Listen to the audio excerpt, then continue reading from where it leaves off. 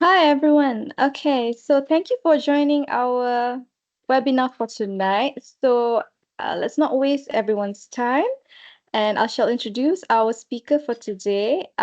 So with a decade of expertise in Malaysia's oil and gas sector, Lim Sin Kiat graduated with first-class honors from the University of West England, majoring in accounting and finance. Lim Sin Kiat is also a CFA charter holder and currently serves as an oil and gas analyst at Kenanga Research.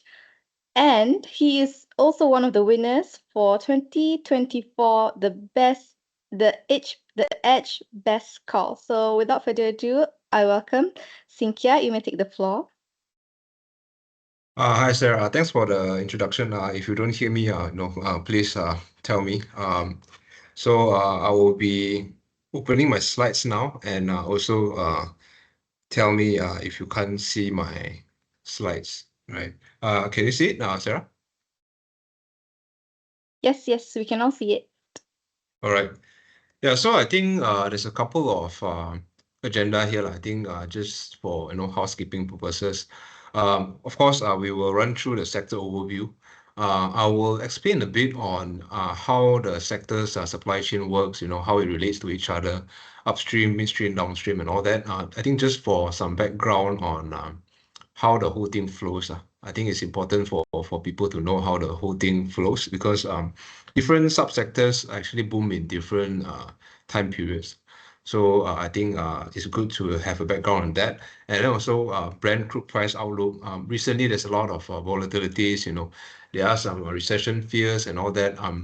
So I guess Brent price outlook is quite in the limelight, I think, of everyone because we don't know what will happen. And this, I think the uncertainty in terms of the markets is almost, at all-time high, because of Trump and all that.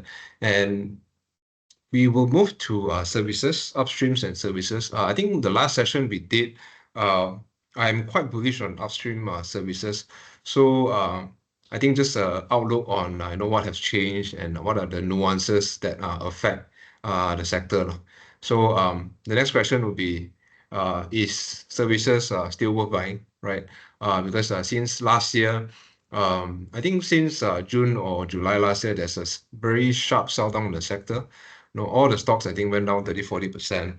So now this year, looking at the earnings outlook and all that, with Petros issue, settled to a certain extent, is it still worth buying, right? And then we will look at actually PCAM. I think this is one of the more contrarian call for the year, and I agree that it's a tough sell at least in the near term. But I think it's always good to highlight, some of the things that we think is being overly discounted by the market. Yeah. So move forward to just some background knowledge on the sector. I know some of you could be quite familiar with the sector, some don't. So I think it's good to run through all this. So in the upstream, you have the oil producers, right? Petronas, Hibiscus. So they are the one producing the oil and selling the oil, right? And actually, most of the listed companies in Malaysia is the service providers servicing the upstream producers. So it's actually a very big industry in Malaysia. So for oil producers, you only have Petronas and Hibiscus and the foreign players. So your Exxon, your Shell, and all that. Those are the so-called upstream producers, right? And you have services. So you got players like Dayang, you got Keyfield, providing the OSBs to support the upstream. So a lot of the questions being asked on the sector is actually on the service contractors. So who are the ones doing the fabrication? Who are the ones doing the so-called construction segment of the sector? Building all the structures, the platforms, and all that. Midstream. So if you move to midstream is more like logistics, right? So how do you move the oil from the oil producing field and to the onshore port? And then you need somewhere to store it, right? So those are the midstream kind of players. So you can actually consider Dialog as midstream because they do storage. And then also they have the connecting pipelines, from onshore to whatever exporting port that you want to access to. Downstream, downstream is the end product we use. So I think downstream is pretty similar to other sectors like consumer and all that. So when you say downstream is quite like how the company convert your Brent crude oil, which is the feedstock for most of it, or gas, into plastics and all that, so that we can use it for our daily life usage. So you can use it for detergent, you can use it for containers, you can use it for our shirt and all that. So downstream is mainly onshore plants and all that, and how they process the oil into the end products or into the intermediate feedstock product for some of the manufacturers to produce your end product. So meaning I think for PCAM, like they produce your polyolefins, polypropylenes and all that. So those products actually are sold to plastic manufacturers. Then they for them it's resin. So after resin, then you convert it into plastic packaging products. So that is just one of the example. So you have PCAM, you have PET. PET is the petrol station, which is direct to the consumer. And then for Petron and Hengyuan is the one doing the refining. So they are doing the process of converting all your naphtha and crude oil into your gasoline, right? And then your petrol basically, and then also diesel for all the trucks and all that. Yeah, do stop me if I'm moving too fast or if there's any questions, from the host and all that. I think very happy to answer any questions that you have. I think after the big overview, now we move on to the upstream segment, the services especially, right? So within upstream, there's a lot of subsectors, right? So the first one on the top left, you see exploration. So these are what all the oil producers do. Of course, they hire contractors for it. So basically, I think to put it in simple words, it's basically players, looking for oil, right? And trying to confirm that there is oil. So they do seismic studies, they do they take out the soil and all that, and then they drill inside and they look for oil deposits to confirm it. So I think the first step is to scan it. I think they use the sound waves to scan it. And after you scan it, you find that there's a high chance that there will be oil reserves there. Then you proceed to drilling. So in drilling, there's two types. One is we call it exploration drilling. So once we do exploration drilling, we explore. We try to drill and see whether really there's oil underneath the seabed, right? So the drilling, that is for exploration drilling. You're trying to drill to hit oil. Of course, I think there are some cases where you drill and you can't find oil and actually just water coming out. And then there's another type of drilling called development drilling. So development drilling is when you finish drilling, then you have to submit, you confirm your reserves and you have to submit to Petronas in Malaysia's case to actually propose a development plan, because you need time and money to develop the whole thing for the next 2-3 years. So you need to drill like for example, I think for one oil field you need like maybe 5 wells or something like that. So you need to drill like at least 5 times, right? So we call that development drilling. Is after you confirm, you do the FID on the project, then you proceed with drilling. So this is where like Valesto and Usma comes in.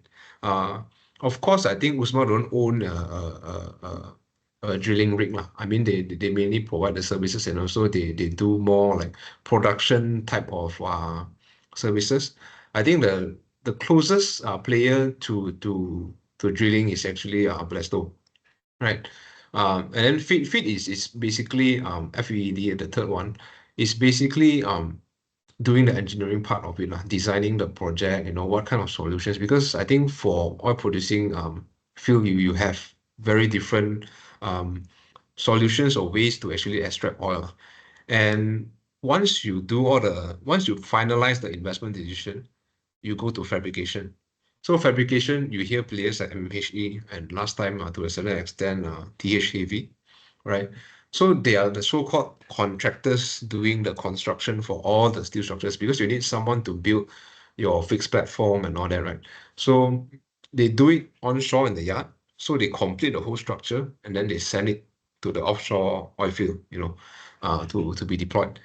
And of course, to connect the oil field to the onshore storage or whatever to export terminal, you need piping, right? So you need pipe coating as well. So for piping, I think Sapura, I think they are the ones laying the pipes. They are not the one doing the pipes. So usually the pipes, I think, is from foreign service providers. So for Wasco, they just do, I think previously known as Washeng, they do pipe coating. So what pipe coating does is it prevents corrosion. So it prevents all the because the seawater is very rough and very salty and all that. So you need special form of coating depending on the harshness of the environment, right? So you actually need different specs of chemical coating inside and also outside the pipes. So this is Wasco. And then within the upstream services sub-segment, you have transport. So transport, I think this is a pretty hot sector, especially for retail investors. You need some because I think all these drilling rigs, all these offshore platforms, they don't have engine on their own, right? So you need a so-called tow truck on the sea to actually pull all these structures to whatever location that they want. So you have the AHTS, right, anchor handling tug and supply. So those are the so-called high-spec tow trucks that tow all your assets to the oil field. And then of course you need vessels to house people also because not everyone can stay on the platform because there's not enough room. So you also have the accommodation barge or accommodation boat. So the difference between barge and a boat is, I think, obviously one is with engine and one is just a barge. So barge, you need an AHTS to pull it, but your capacity is higher. And a boat can move by itself with DP2 and all that. But of course, the capacity for housing a lot of people is lesser. Amara used to do it, but I think they don't have it now. They only have the installation vessel, which is a bit more like the barges doing the pipe installations rather than transporting people and all that. Yeah, I think transport also ties into if you look at the middle of the slide, there's one segment called offshore support vessel. So this two is actually quite closely linked, right? Floating solutions on the left, we call it FPSO. I think the Malaysian market is also quite familiar with that. So I think you have MIC, Armada, and Inson doing it. So I think FPSO is just one of the many solutions in the oil field that people use. So in Malaysia, it's actually quite rare because we don't have a lot of deep water assets. So why deep water is viable for floating solutions because it's too deep, right? So it's quite hard to actually build a fixed offshore platform on the sea, yeah, within the sea, within the field.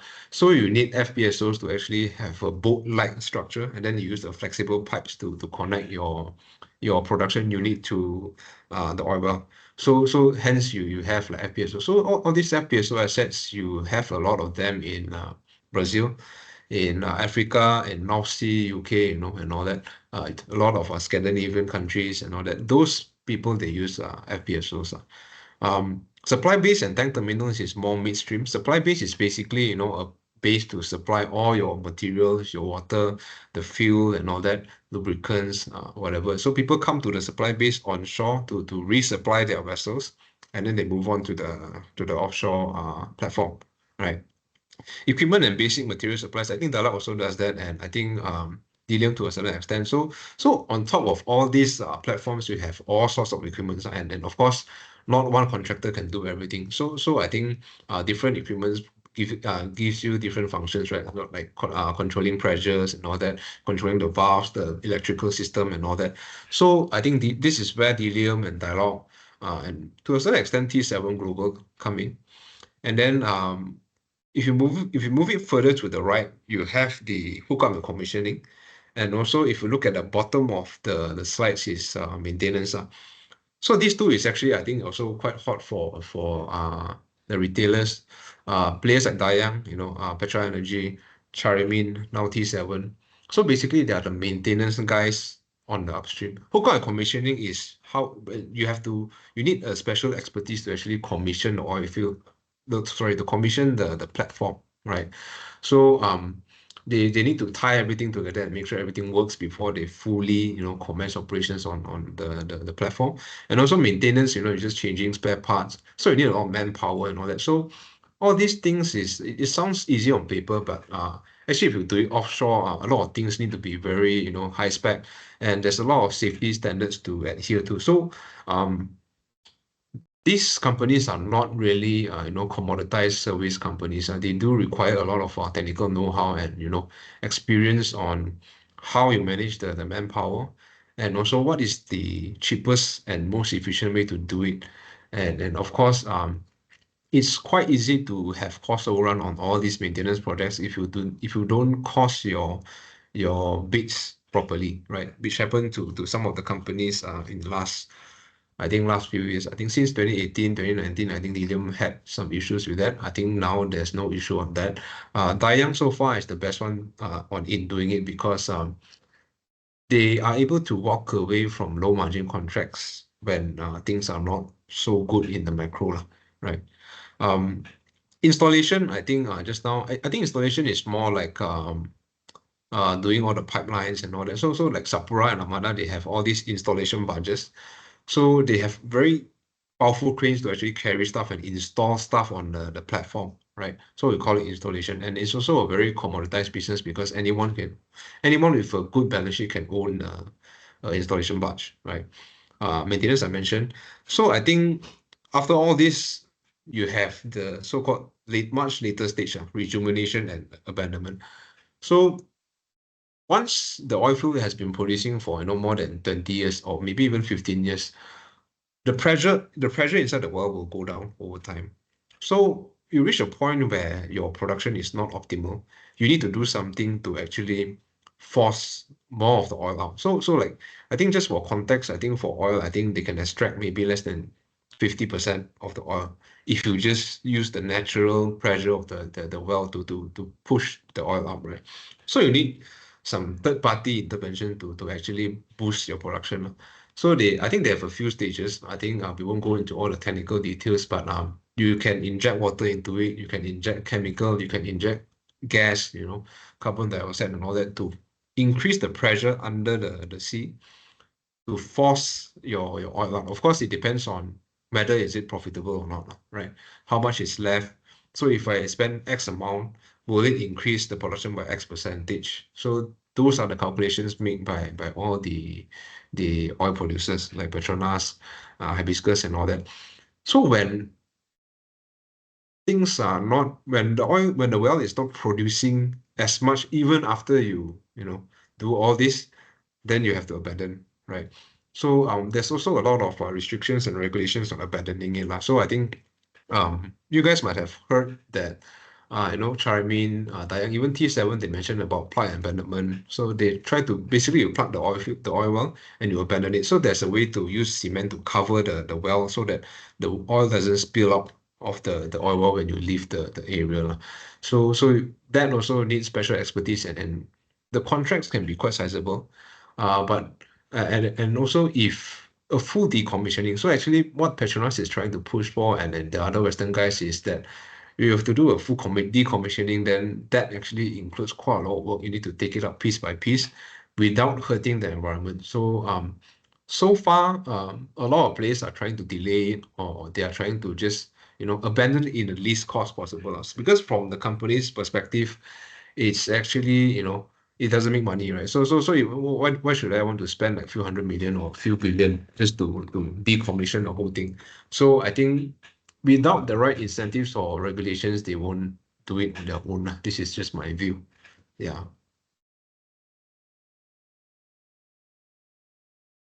Yeah, so I think moving on to our brand price expectations. I think our brand price expectation is more bullish than the street. If you look at, Kenanga is like 77 average this year. So far is quite inaccurate because oil price has been on a downtrend. But we still think that the demand side of the global demand for crude oil will be, have a tendency of surprising on the upside rather than the downside. Of course, you have EIA. I think this is just one of the US bodies, association to actually give predictions on oil price. JP Morgan and Goldman, right? They might have cut their crude price outlook recently. But I think in general, we are slightly more bullish than the street lah. But I think all in all, in terms of supply and demand, everyone is pricing in an increase in production, mainly because of OPEC plus. So if you recall, I think since COVID, OPEC plus means OPEC plus Russia has been cutting production of up to 5 million barrels a day. So I think recently there's a news that they are actually starting to ramp up earlier than expected, right? So I think originally they want to ramp up in June. Now it will be in April, but they won't just flood the market with 5 billion barrels a day additionally into the market. So they know that they can't disrupt the oil price. It will kill everyone if you do it, right? So I think they will do it in a very gradual basis over the next 1 to 2 years. And hopefully the demand will catch up with the supply, right? Because I think currently, in terms of the supply and demand for crude oil, is actually balanced or slightly surplus. That's why if you look at the oil price trends, it's actually down, which is what Trump wants anyway. But our view is that we don't think it will go down to 50, 40 and all that. Mainly because first of all, it's not in OPEC's interest to go so low. I think they've shown in the past that they are willing to lose market share just to defend the oil price. But of course, now I think they reached a point where they've been cutting so much, and US has been gaining market share because if you look at the US production in the last few years, it has been creating all-time highs. So I think they reached a point where they want to ramp up a bit, just to defend some market share. They are okay with slightly lower oil prices, but I think everyone has a so-called sweet spot to have lah, in terms of the oil prices. And we think that although the oil price outlook is not as good as last year, we still think it will be in a very healthy level, right? I think 70 to 80 or maybe even 65, I think, for upstream producers. I think they will still have to spend on the services because of the underspending, especially in Malaysia in the last few years. Yeah, so this is just I think this is just from Bloomberg comparing analyst forecasts as well as the brand futures, right? So brand futures is actually the market, and forecast is the sell side, so-called sell side consensus. So if you look at all, you see a lot of greens, right? I think green meaning that forecast is higher than what the market is pricing in. So actually the market is still quite bearish, but not so much. I think it's just a few dollars difference. So this is just to give you an overview. NYMEX is US benchmark, and then ICE Brent is the benchmark we use. Right. I think if you look at the trend, it's mostly flat, 70, 74, 72. I'm still not seeing, 65 and all that. I still need to double check on the recent changes in the sell side, but we still think that there'll be a floor to oil price. It won't be like a recession type of scenario. I think recession is not in our base case yet. So everyone is talking about Trump, right? Yeah. So deregulation of US production will it increase the supply significantly and all that. Like how are the tariffs going to affect the oil market and all that? So I think so far, in terms of the tariff, maybe indirectly because of tariff, the world demand, the world GDP will go slower. Then maybe the demand will go slower. But we still don't know what is the net effect of Trump in terms of the tariffs on the world oil demand. So we are not sure about that. We don't think that the impact will be very, very big as to it will cause a recession. But of course, I think that remains a big, a billion-dollar question, right? I think in terms of production, he keep mentioning drill, baby drill and all that.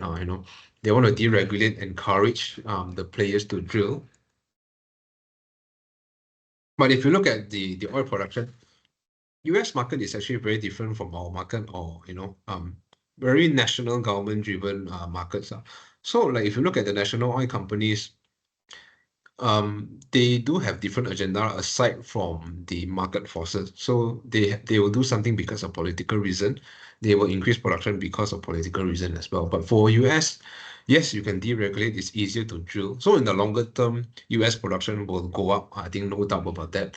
But if you ask me in the coming 1-2 years, with all the demand uncertainties and all that, a lot of the US oil producers might actually hold back their drilling plan. So I think if you look at the listed companies for the shale industry, a lot of them are actually they are very focused on cash flow generation and dividend payout and all that. So if you look at these companies 10 years ago, it doesn't work like this. I think last time they acted more like a tech company, lah. Like even if you are burning cash, you just go for growth and growth and growth, right? And you keep getting funding for growth.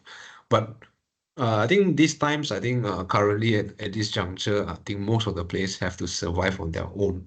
So it's a very different ballgame and different economic considerations. So if the oil price outlook is slightly weaker or stable, I don't see the Trump deregulation affecting oil production in the next 1-2 years, at least in the short term. So this is my view. But the caveat is, of course, Trump is always very vocal and he can be quite influential on OPEC. So I think that is what is creating the weakness in the oil price now. I think when he was inaugurated, or I think before or slightly after, he mentioned that he wants the oil price to be a bit lower, right? And he asked OPEC to ramp up their production faster. So if you look at Trump's track record, I think he did have the influence on OPEC. And I think recently is very well proven that he managed to at least influence OPEC to increase the oil production faster, right? So we have to take into account this risk. But in our view, we don't think that Trump will look to crash the oil price to 50 or 40, right? Because he knows business and he wants the oil producers to survive as well. So I think again, I think everyone is just playing around their sweet spot. Is it 60? Is it 70? We're still not sure. We need to monitor the market. But overall, I think for service providers context locally, we think it's still healthier. Yeah. So I think upstream capex locally, there's a lot of hoo-ha on Petronas, right? I think everyone knows the story. Sarawak wants a bigger share of oil revenue in Sarawak, and then there's a tussle between them and Petronas, right? So I think recently Anwar has came out and clarified who is, the ultimate owner of the assets, and Petronas is still the ultimate owner of the asset based on PDA, because he mentioned that the Petroleum Development Act will actually supersede all the state laws, right? So yes, I think in terms of Petronas, they don't need to get a license to drill or explore in Sarawak. But of course, the gas aggregation right for domestic usage will be for Sarawak. So I think what this means is that all the gas produced in Sarawak, now I think domestic usage is about maybe 5 to 10%. I'm not sure about the number, don't quote me. But of course, I think they are targeting to get to 30%, right? So when Sarawak is trying to ask for investors to come in and because of cheap gas, and all that, they have the priority to direct the gas produced from the gas fields in Sarawak and give it to the domestic usage and use it for FDIs. So your plants can come in and get cheap energy from gas and all that. So I think this is what Sarawak is getting to. I don't think they are interested, at least in the near term, to develop the upstream. In the longer term, yes, I think they want to build a team and also have that kind of firepower to do it. So what happened was that last year the capex actually was some of it was deferred, was slowed down. So hence that explained the sell down in all the oil and gas counters in Malaysia. But if you look at the Petronas capex, it's actually still quite okay, 54 billion. Their target for the next 5 years, actually this is very old news, is 60 billion. They haven't announced the new target, but it seems like even during the tussle, they are spending about 54 billion, right? And 61% is Malaysia. So I think domestic capex is still going up.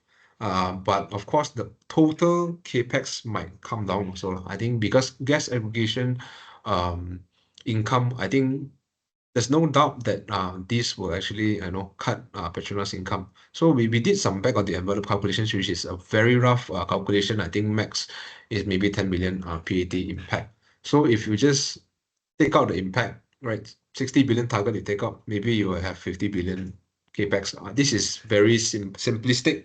It's a very simplistic way of thinking about it, and but I think we still see some green shoots because we think that Malaysia will still focus on domestic, and of course Petronas can choose to focus more on Peninsular, less so on Sarawak, which is what we think will happen.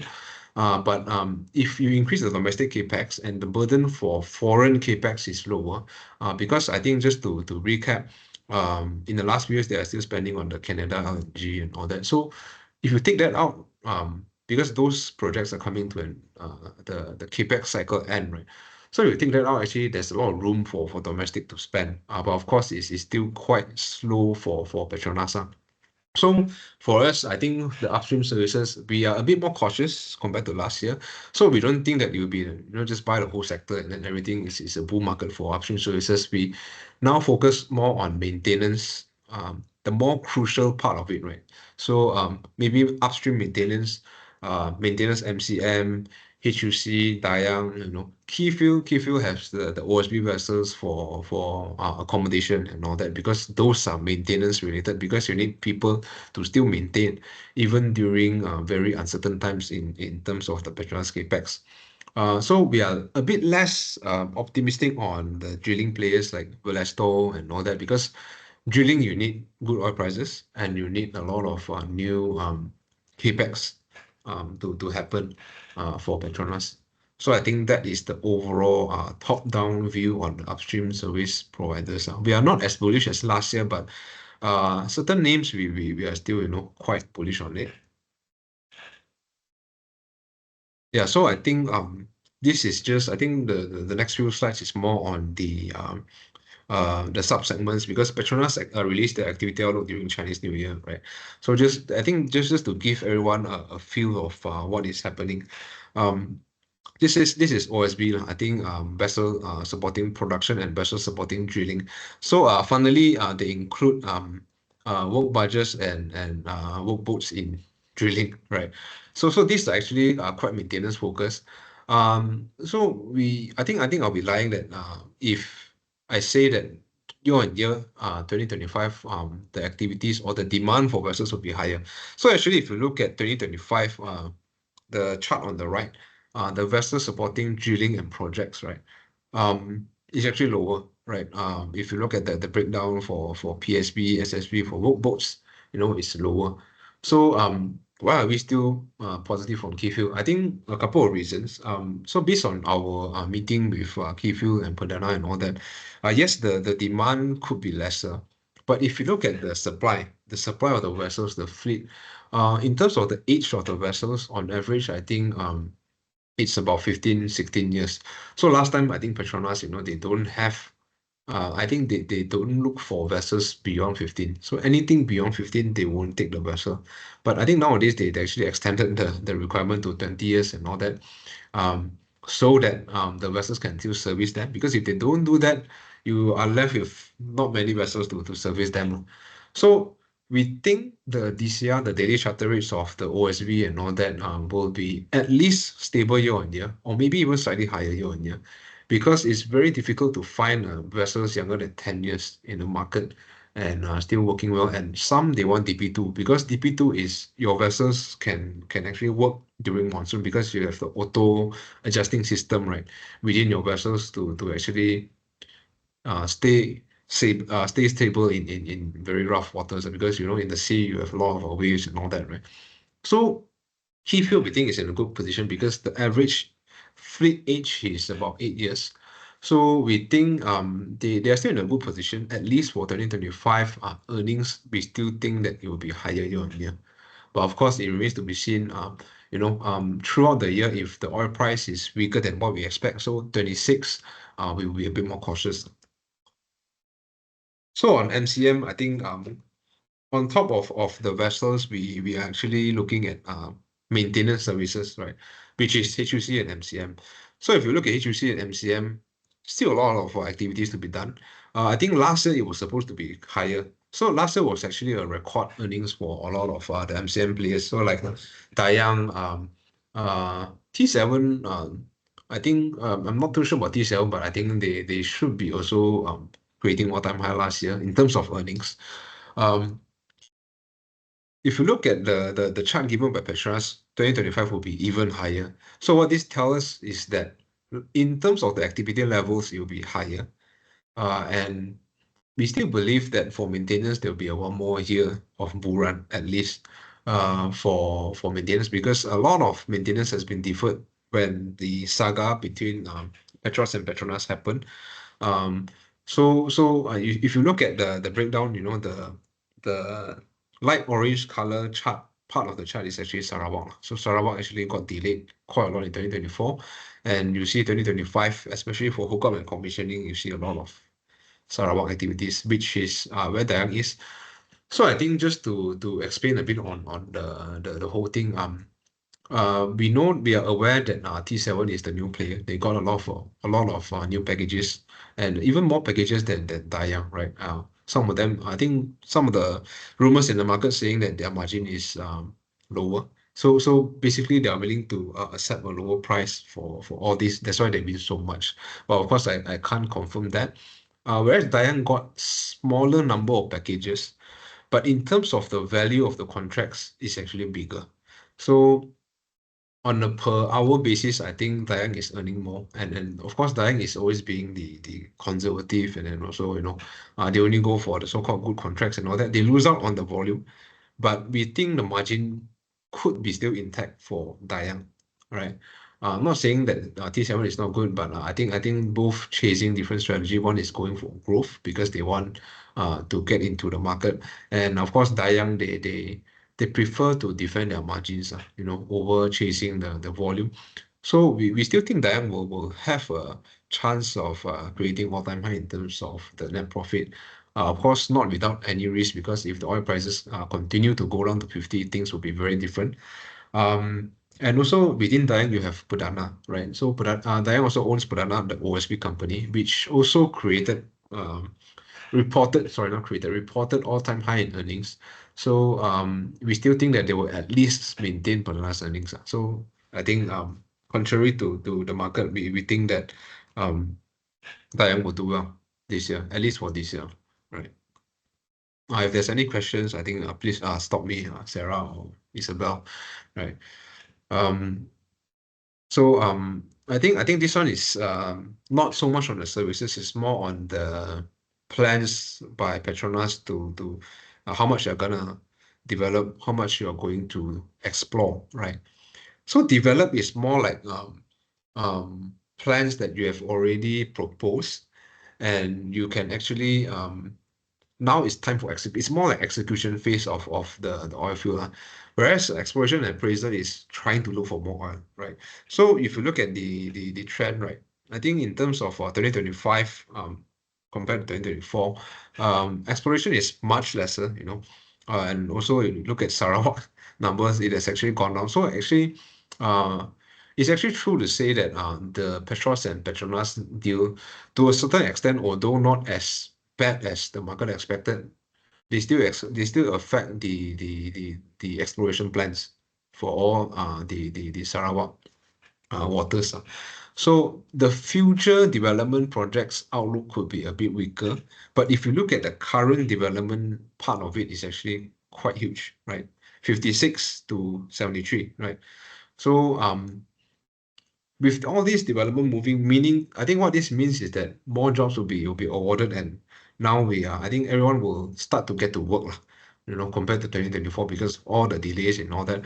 But a lot of it will be focused on Peninsula, right? You see the very big blue chart, bar chart in the 2025 portion of the chart. So we will be seeing a lot of development and all that, and hence I think we believe that the maintenance players is the lowest risk way of playing this trend, right? 2026 and 2027 is kind of flat, you know.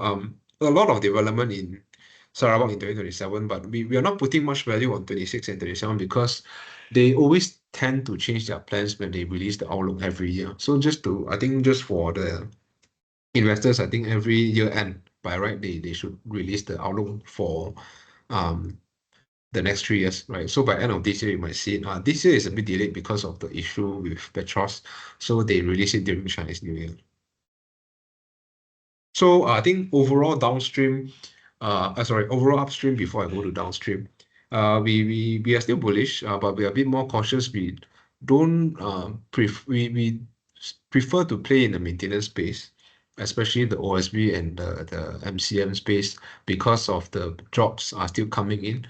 And if you ask me about drilling and all that, we are a bit more cautious because the requirement is lesser year on year. And if you for Vallesto's case, there's a lot of maintenance and then rig idle time based on the rig schedules. So I think yes, I think Vallesto is quite heavily sold down, but the catalyst is much later, right? It's more like a 2026 story rather than 2025. And of course, we are not brave enough to say what will happen in 2026. We won't even know what Trump will do in the next few months. So I think it's safer to play in the maintenance side, the vessel side selectively, and then also Dayang for service providers. So I think downstream is like one of the later sections of the presentation, right? So the sell down for downstream has been ongoing since 2022, 2023, right? 2022, 2023 was the peak. So I think now a lot of people is asking me like, are we near the bottom or are we at the bottom? Is it worth a relook, right? So I'll explain a bit more on that. I think before that, just brief overview on the whole sector. So I think within the downstream sector, on your left, you see the feedstock, which is your gas. Gas is ethane, propane. So anything ending with A and E behind on the word is basically gas-based. And then naphtha is actually crude oil. So you can actually process these two type of feedstocks into your end product, right? Your plastics products and all that, your cosmetic product and all that. So these two are the main feedstock for all this. And of course, there are pros and cons in terms of using these two type of feedstock. And then you look further to the right, you see LDPE, LDP. All this is the raw material for plastic packaging, right? And then you have all sorts of specialty chemicals and all that. Even I also am not sure about all the products and the function all that, but basically it's driven by the end consumer spending, and most of the world's GDP is actually linked to all these products because it's in our shirt, it's in our car, it's in our containers, it's in our dining and all that, cosmetics. So it's everywhere. So in terms of demand, it actually tracks the global GDP. I just want to highlight like there's a difference between these two types of feedstock, ethane, propane, compared to naphtha. Typically, naphtha cost is higher and much more volatile because you follow the oil price, which is very volatile. Gas price is also volatile to a certain extent, but a lot of countries, they have a fixed gas price arrangement. So I think for PCAM, you are seeing, if you look at PCAM's margins, of course, not the latest quarter, their EBITDA margin can be 30-40% during the upcycle because they have a feedstock advantage. Their feedstock cost is fixed from Petronas, the parent group, and I think they are still extending the deal with the mother. So aside from Pengerang, PCAM has very favorable feedstock. So I think one of the reasons why chemical prices are structurally down since the last 10-20 years is because a lot of people are switching to gas. And one of the reasons is because of the shale gas revolution. So US has a lot of cheap gas. So everyone pivoted to gas also in US. That's why you see a lot of gas plants in US as well. Yeah. I will try to go a bit faster because I think I'm overshooting a bit in terms of the time. So this is, I think, as I mentioned just now, PCAM's cost structure, right? Methane is for methanol and all that. So I think they got two divisions. One is called fertilizer and methanol. So fertilizer obviously is your urea and all that. And they have O&D. O&D is olefin and derivatives. So all this is mainly from ethane. So ethane is fixed feedstock cost, but your selling price is different. It's based on market. So when petrochemical price is going up, you get very good returns because everything flows down to the bottom line. But for the methane and fertilizer division, it tracks it tracks the margin tracks the product price. But of course, during sharp uptrends in urea prices and all that, you still see PCAM benefiting from all these movements. I think this is just to explain to you guys what is the mechanics, in terms of the feedstock and all that. So I think we are one of the brokers that is quite contrarian. We are still calling a buy on PCAM. And of course, I think so far, I think our call is not working out. I think since end of last year, we call a buy. I think the share price continued to come down. The recovery in petrochemical prices is slower than what we expect, but I think in the end, we still think that we are still quite close to the bottom, or we are actually still reaching the bottom, right? So I think this PCAM recommendation is more for longer term investors. I think it might not work out in the next 3 to 6 months, but if you have a 1 year horizon, we are pretty confident that PCAM can give quite good returns. So why is that? Because if you look at this is the polyolefin price chart. Obviously, like oil prices, petrochemical prices is a very cyclical. It's just an oscillator, right? It goes to the top, it goes down to the bottom, it goes to the top, it goes to the bottom. So it follows business cycles. So if you look at the trend now, we actually spent quite a lot of time in the so-called bottom. Of course, we didn't touch the COVID bottom, right? Which is quite close to 400 or 500 levels. If you look at the gray color part of the chart, is actually the spread. That one is the spread between ethylene, which is the intermediate feedstock for HDPE, which is the end product for PCAM. I think I won't go too much into that, but that one is mostly for naphtha-based players. For gas-based players, you just look at the selling price, because the feedstock is fixed.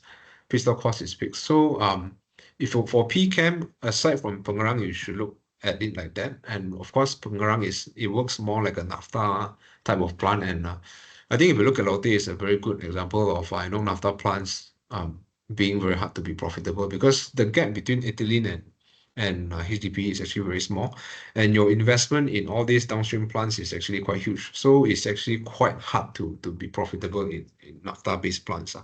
So we don't have much expectations for Pengerang, but we think that the losses will slowly narrow over the next few quarters, right? So I think coming to this chart, right? If you look at US ISM, this one is the PMI manufacturing index. Above 50 is expansion, below is actually contraction. It's the same thing. So I think the ISM is also moving like an oscillator. Oscillates up, 1 2 years up cycle, and then a couple of years down cycle. Of course, the cycle period can be very different, like maybe 1 or 2 years plus minus, right? So if you look at that, also it has been 2 years down.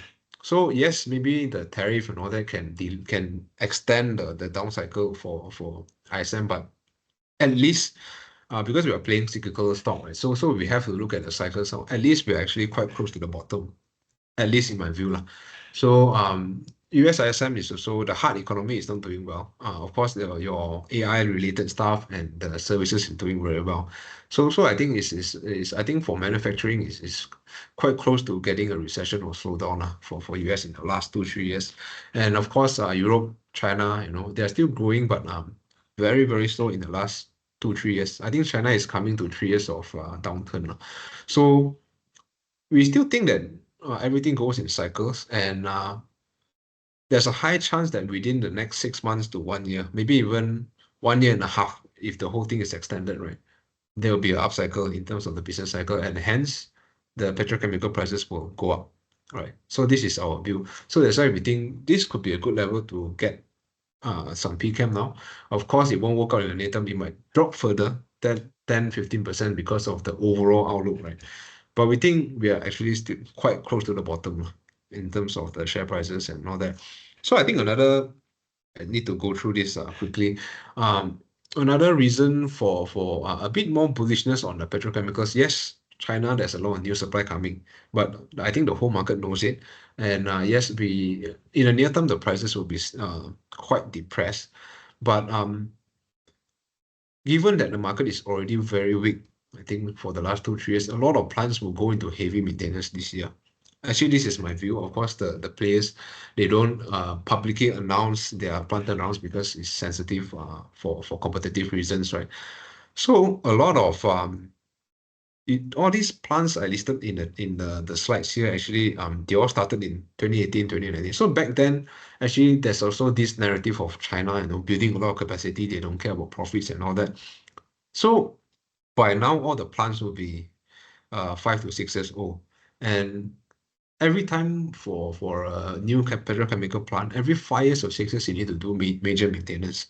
So given that the market is already weak, I think there's more incentive for them to do maintenance. And hence, for 2025 or maybe the later part of this year, you might see a slight surprise squeeze because a lot of players will be going for maintenance compared to the last 2 years, it will be much higher. You will create a temporary supply shock or so-called supply deficit in the market, and hence the prices will go up. I think this happened back in 2018, and it happened in 2022 because of COVID. So the maintenance cycle also goes in cycles. So we think like all stars will kind of align eventually, but of course, things are not recovering as fast as we expected, and we are humbled by the fact that we are a bit too early on the buy call. Yeah.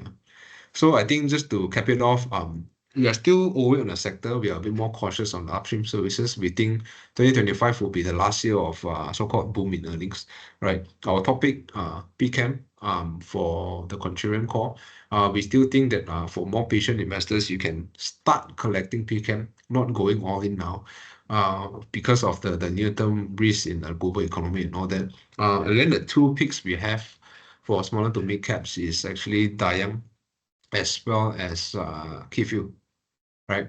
Dayang will still be in record earnings in our view, so we are quite aggressive for earnings. The PE is only 6 times. So even though you think that yes, maybe the PE, maybe the industry doesn't deserve 12 to 13 times PE because maybe we are at the last year of the upcycle, but is it worth 6 times or is it worth like at least 8 times to 9 times or even 10 times, right? Same goes for Keyfield. They continue to outperform in earnings, but of course the share prices didn't follow suit. Mainly, we think because of the macro outlook as well as the Petronas concern. So we think all these things is being slightly mispriced or discounted in an unfair way because of the panic in the market. So we still think that the sector is worth a look in 2025. But of course, we just have to warn that 2026, we are still not sure. So I think it's more like a trading type of a strategy, I think, for the service providers, whereas the longer term play will be PCAM, right? Of course, we have buy call on Wasco and all that, but that one is more long term, growth in pipe coating margins and all that. So I think we are more confident on the three names I've just mentioned. Yeah, I think that's about it. This is the overview of my sector. We are a bit cautious. I think maintenance and maintenance related vessels for this year. And for the big cap, we still like the downstream. Admittedly, we call it a bit too early, but we are likely to follow through with our call and keep to it, and wait for the business cycle to recover. Yeah, so I think, Sarah, I think that's the end of my presentation, and I'll stop here for questions, I guess.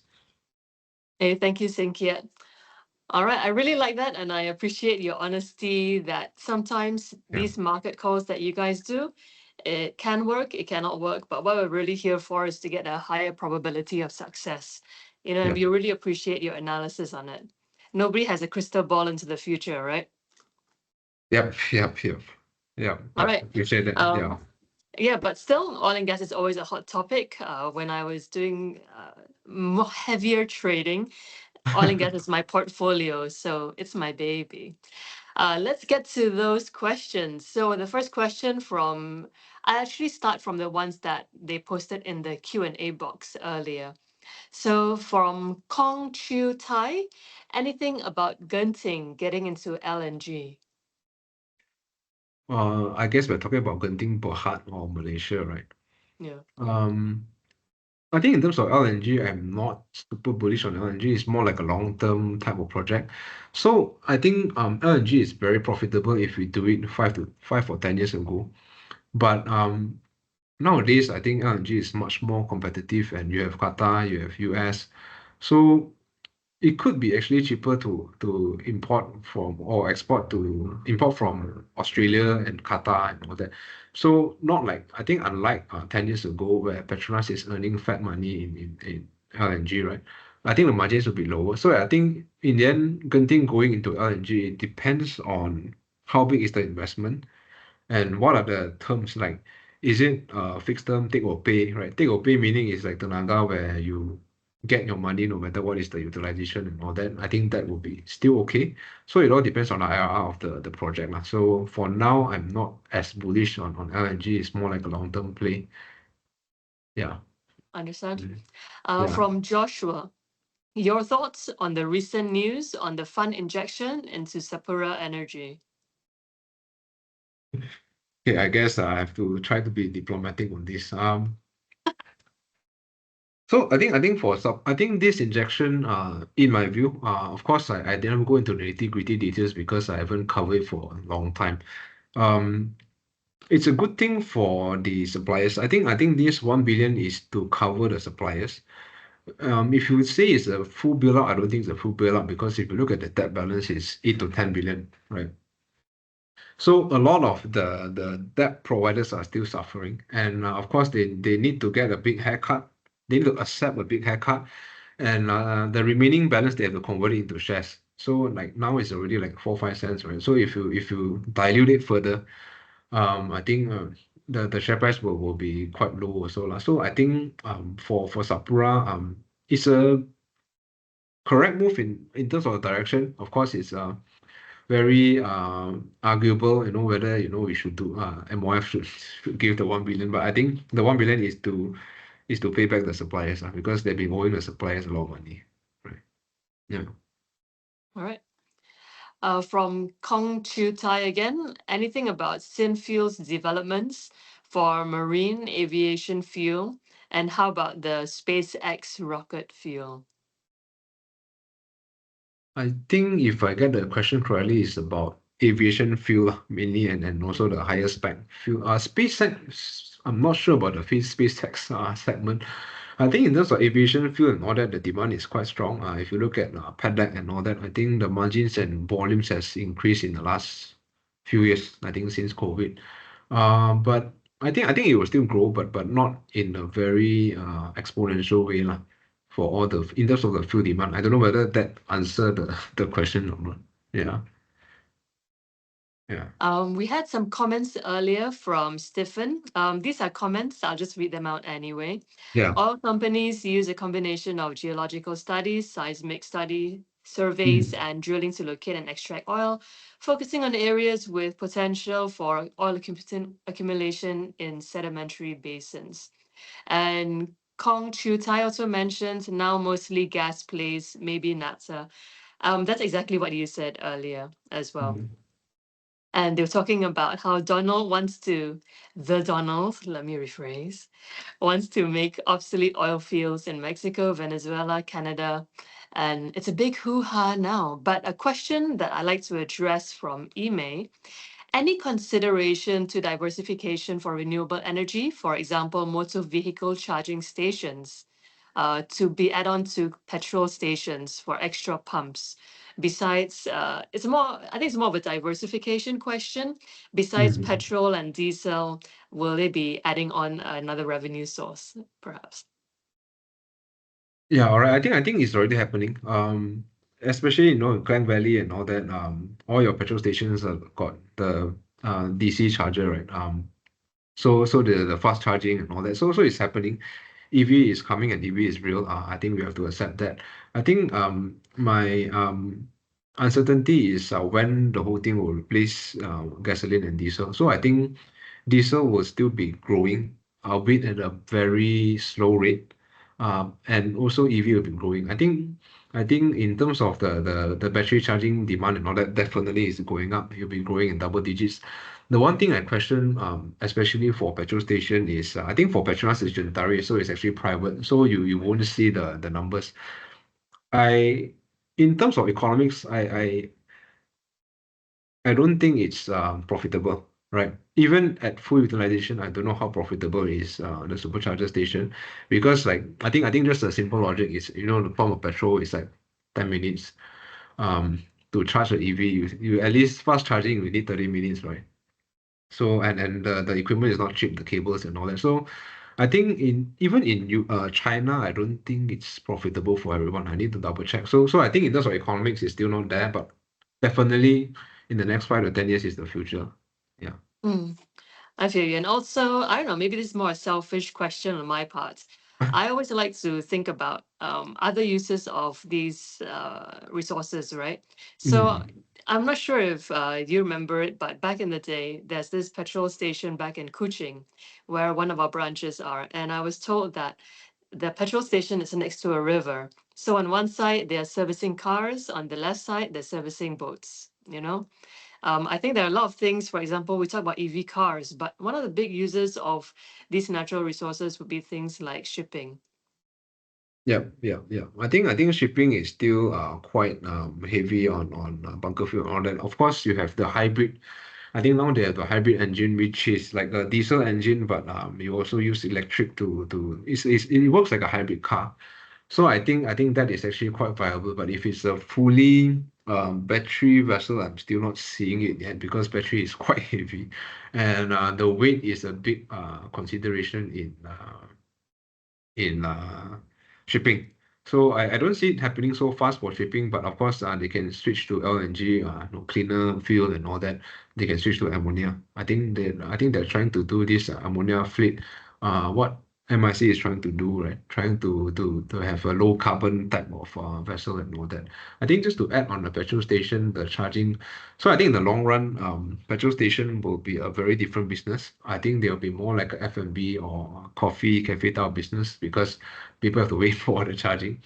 And another risk, long-term risk for pet deck and Petron and all that could be that maybe in the long term everyone will have their own charger, right? So everyone just, I think car will be more and more like your handphone.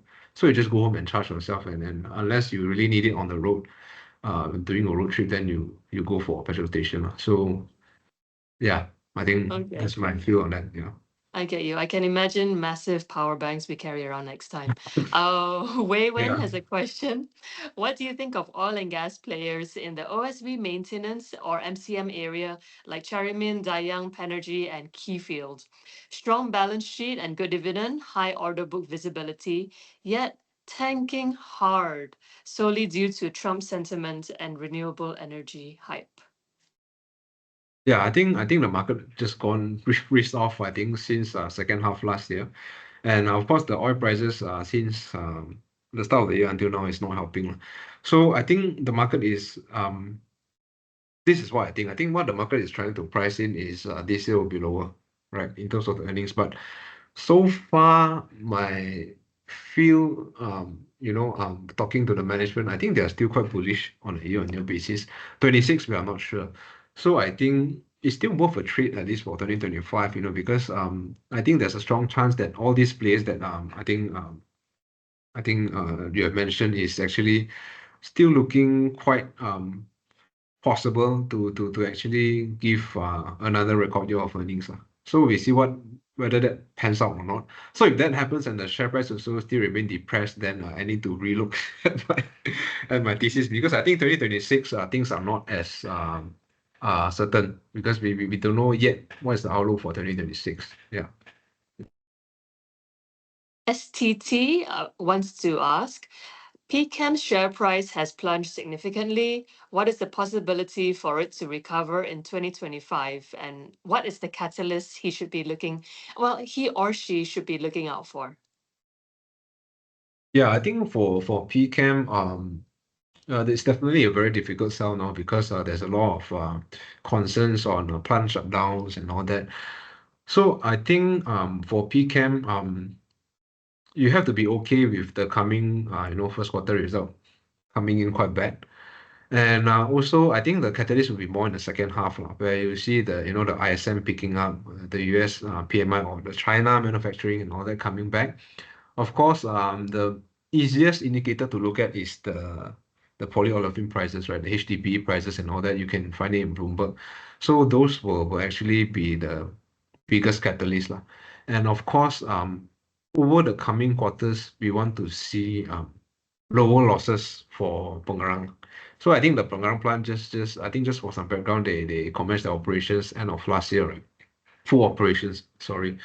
So they're having a lot of hiccups and all that. So I think narrowing losses from there will actually help to catalyze the share price. So I think for PCAM, the play is things could be still worse, but eventually after second quarter it will get better. So we are kind of in a weird situation where in terms of fundamentals things might get worse, but in terms of the share price, if you look at the price to book is close to 0.7 times, which is unseen before for PCAM. But of course now they have a lot of investments that is at risk for impairment, but we don't see it happening so soon.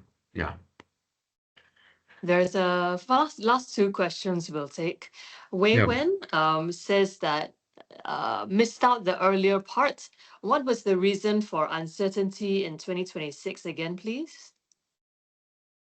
Yeah, I think now I'm going like on a year-on-year basis because I think my uncertainty on 2026 is the increasing supply from OPEC plus on the oil price, because by then the production increase could be quite substantial. And also by 2026, US producers have more time to drill and increase their production. So I think for 2025, I think it's fine because the market is like neither here nor there, right, for the crude oil price. So we don't see the production coming in increasing because of the Trump drill baby drill narrative and all that. But in 2026, things can be very different, and it depends on the oil price towards the end of this year as well. And also, for why am I cautious on 2026? So for service providers, if you look at the whole cycle, especially for OSB, the recovery year is 2023, and then 2024 is the so-called bull market for the first half, and then got cut short by Petros news. So we think that 2025 is the third year, right, of the so-called upcycle in daily charter rates and everything. So who knows? Maybe it's an extended upcycle, but in 2026, definitely the risk of us hitting the top in early of the year, or maybe even topping out before 2026 is more possible. Yeah. Final question from Stephen. Buffett is investing in Occidental Petroleum because of their carbon capture technology. Are any of our local players investing in this technology? Yes, Petronas. Sadly, you can't invest in the parent group for carbon capture. I think I'm not sure about Warren Buffett because I don't know whether he invested in Occidental because of carbon capture or the valuation. So because since he's a value investor, so I guess he believes that the oil producers or oil companies are undervalued, right? So I think maybe that's the reason he's buying it. But in terms of the carbon capture, for me, I think carbon capture will only work if there's carbon tax. So I think a lot of oil producers won't just pay for storage, which is not cheap, to just to appear to be green, right? So I think the next step is carbon tax. So if everyone in the world start to impose very harsh carbon tax rules, then carbon storage will be a very lucrative business. But I think it's still early days, and we are not sure about the economics of carbon capture. I think now the contractors doing it might be benefiting, like MMHE and all that. Just purely in terms of the job flows, you get a lot of big jobs, but the profitability of the jobs is still questionable, in my view at least. Yeah. Gotcha. And with that, we're going to wrap up the Sinkiat session. Thank you Thanks. so Thank much, you. Sinkiat. We really appreciate Thanks. your time. Yeah. All of us really, we always learn something whenever we hear you speak. Sure. Thanks. Yeah. So right now I'm just going to cover a few recommendations on structured warrants, which are our baby. If you want to leverage approach into trading, this is your chance to look into it. So I'll just recommend a few warrants that we have right on the top of our list right now. So that was what we had earlier. We had Lim Sin Kiat. Unfortunately, Adrian is under the weather today. He likes Sin Kiat, okay, don't worry, but he's just under the weather for the week. Bit of disclaimer, that's me, awards we've won. But today I'm just going to keep it short and sweet. I know most of us have been battered by the market recently. So, a few things to cover. Naga Scanner, if you don't already have this website on your favorites, if you actually simply press this button here, you don't have to select any underlying. You can select Kenanga if you want, but if you press energy, automatically one stop, it will recommend all of the warrants that we have on the sector. We've got an Armada C92, Park, Dayang 41, Heng Yuang 61, Hibiscus 73, Keyfield CC, Solarvest CK, which is not really oil and gas, it's more of an energy play, but the filter was energy, right? And Dialogue. But the thing is, you're going to ask me, hey, Isabelle, what if I want to see all the issuers, all of the warrants in the market? You can do that too. So what I did was I choose no underlying, no issuer, and I press energy on the Naga warrant scanner, which you can get on this website here. And then what happens is every single warrant in the market pops up and you can do your analysis on it. I've got all RHB warrants, Affins warrants, Maybank, Kenangas, Maybank, RHB, Macquarie's. Everybody in the market will be there. So this tool is really helpful if you don't already have it, Naga Scanner. And the second thing you're going to ask me is, once I have all of these warrants, which one do I pick? Now, I had a quick look at what we have available on the market, and we've got really nice dialogue warrants, Keyfield. I do like Keyfield a lot. Heng Yuan C61, Hibiscus C73. The reason I chose these warrants is because I can easily see, number one, all of them have a green, they're all green highlighted, which is the live price at that time in the day, as compared to Park, Solarvest warrants. Actually, Solarvest only because it's not oil and gas, right? But Solarvest is great too. And Armada. Now, some education for you guys. Park. The reason that there are so many grays, that means this warrant is deeply out of the money. It won't move very much. You can see that it's going to stay at this price for a really long time. Even if you buy it at half cents over here and it flips to 1 cent on the offer, which is nice. It's 100% return, but for it to move all the way up there, it's a tough struggle. I'd rather choose something which has fewer ticks. See, this one has many, many ticks, but this one has 4 ticks only. 1, 2, 3, 1, 2, 3, 4, 1, 2, 3, 1, 2, 3, around there. Something that moves. And finally, Armada, the reason I would avoid that is because it is orange. So I would not trade that. Anyway, I don't want to keep you guys up. I know we've had a brutal week in the markets. The next time I'm around, I would like you guys to actually vote for which topic you want me to cover, but we won't do those today. The thing is, when it comes to structured warrants, there are 5 things that you need to know. Number one, fundamental and technical strategy, FATA. So fundamental analysis, Sinkiat just now told you what to buy, but you do need some technical analysis on when to buy it.